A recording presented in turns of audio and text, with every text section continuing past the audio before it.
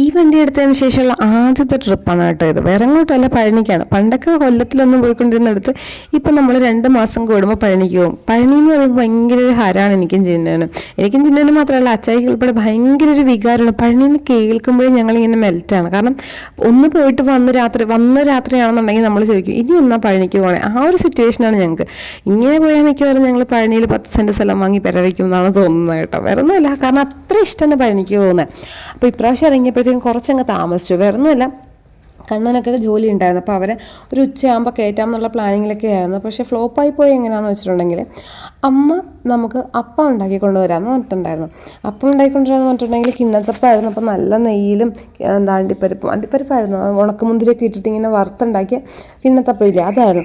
അപ്പോൾ അതുണ്ടെന്നുണ്ടെന്നുണ്ടെങ്കിൽ പിന്നെ നമുക്ക് ഉച്ചയ്ക്ക് ഇതുപോലെ പുറത്തുനിന്ന് ചോറ് കഴിക്കണ്ട. അപ്പോൾ ആ ഒരു സമയം, പിന്നെ ആ ഒരു പൈസ, അതെല്ലാം നമുക്ക് ലാഭിക്കാം, അങ്ങനൊരു ധാരണയുണ്ടായിരുന്നു. പക്ഷെ അതെല്ലാം ഫ്ലോപ്പായി പോയി. കാരണം അമ്മ ഉണ്ടാക്കിയ അപ്പം ഭദ്രമായിട്ട് പൊതിഞ്ഞ് മേശപ്പുറത്ത് കൊട്ടയിട്ട് മൂടി വെച്ചിട്ട് പുള്ളിക്കാരി വണ്ടി കയറി പോന്നു.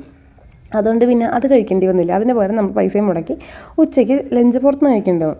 അപ്പോൾ ആ ഒരു സമയം പോയി. പിന്നെ അതുമല്ല, ചാലക്കുടിയിലാണെങ്കിൽ അന്യായ ബ്ലോക്കാണ്. ചാലക്കുടിയിൽ ഇങ്ങനെ ബ്ലോക്ക് വരും നമുക്കൊരു ധാരണയില്ല. പിന്നെ അതുമല്ല, അരൂര് പിന്നെ നമുക്കറിയാം ബ്ലോക്ക് ആണെന്നറിയാം. അതുകൊണ്ടാണ് 12 മണിക്ക് ഇറങ്ങാമെന്ന് വെച്ച് നമ്മൾ 11 മണിക്കാക്കിയത്.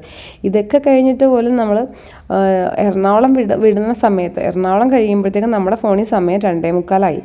അപ്പം നമുക്ക് ഒരു ധാരണ വന്നു. പിന്നെ ഫോൺ നോക്കുമ്പോഴത്തേക്കും മാപ്പിൽ കാണിക്കുന്നത് 7:45 ആകും നമ്മൾ പഴനിമല എത്തുമ്പോഴെന്നാണ് കാണിക്കുന്നത്. അപ്പം നമ്മുടെ ജീവിതത്തിൽ ആദ്യമായിട്ടാണ് ഇങ്ങനൊരു നേരം കെട്ട നേരം എന്ന് പറയാൻ വേണമെങ്കിൽ. കാരണം നമ്മളിങ്ങനെ ഈ ഒരു സമയത്തൊന്നും പഴനിക്ക് പോകാറില്ല. എപ്പോഴും വെളുപ്പിനെയാണ് പോകുന്നത്. വെളുപ്പിനെ പോയിട്ടൊരു 1 മണി 2 മണിയൊക്കെ ആകുമ്പോഴത്തേക്കും അവിടെ ചെല്ലുക, റൂം എടുക്കുക, ഭക്ഷണം കഴിക്കുക. വീട്ടിൽ നിന്ന് തന്നെ പൊതിച്ചോറൊക്കെ ഉണ്ടാക്കിയാണ് കൊണ്ടുപോകുന്നത്. അപ്പോൾ അതെല്ലാം കഴിക്കുക, എന്നിട്ട് നന്നായിട്ടൊന്ന് റെസ്റ്റ് എടുക്കുക, കുളിച്ച് റെഡിയാവുക, മല കയറുക, ഭയങ്കര ഫ്രഷായിട്ടേ. പക്ഷേ ഇപ്രാവശ്യം അതൊന്നും നടന്നില്ല. കാരണം നമ്മൾ ഒന്നത്തേന് ഭയങ്കര മഴ, നമ്മുടെ നാട്ടിൽ ഫുള്ള് മഴയാണല്ലോ. രണ്ടാമത്തെ കാര്യം ബ്ലോക്ക്. ഇതെല്ലാം കിട്ടി നമ്മൾ പഴനിയിലല്ല തമിഴ്നാട്ടിലോട്ട് കയറിയപ്പോഴത്തേക്കും ഒരു സമയമായി. അങ്ങനെ പിന്നെ നമ്മൾ ഒരിടത്ത് നിർത്തരുത് എന്ന് കരുതി വന്നപ്പോഴത്തേക്കും നമുക്ക് പകുതി എത്തിയപ്പോഴത്തേക്കും ബാത്റൂമിൽ പോകണം. അങ്ങനെ പിന്നെ തമിഴ്നാട്ടിൽ തന്നെ ഒരു പമ്പിൽ കയറി.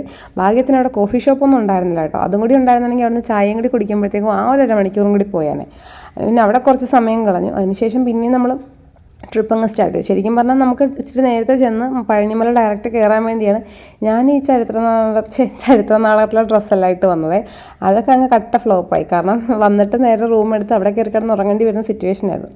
അങ്ങനെ പിന്നെ ട്രിപ്പൊന്നും ഇവിടെ അവസാനിക്കുന്നില്ല കേട്ടോ. യാത്ര അങ്ങ് തുടരുകയാണ്. ഇനി പഴനിമലയിൽ ചെല്ലുന്നുണ്ട്, അവിടുത്തെ വിശേഷങ്ങൾ അറിയാം. അപ്പോൾ നിങ്ങൾ നെക്സ്റ്റ് വീഡിയോ ആയിട്ട് കാണുന്നവരെ ബൈ ബൈ.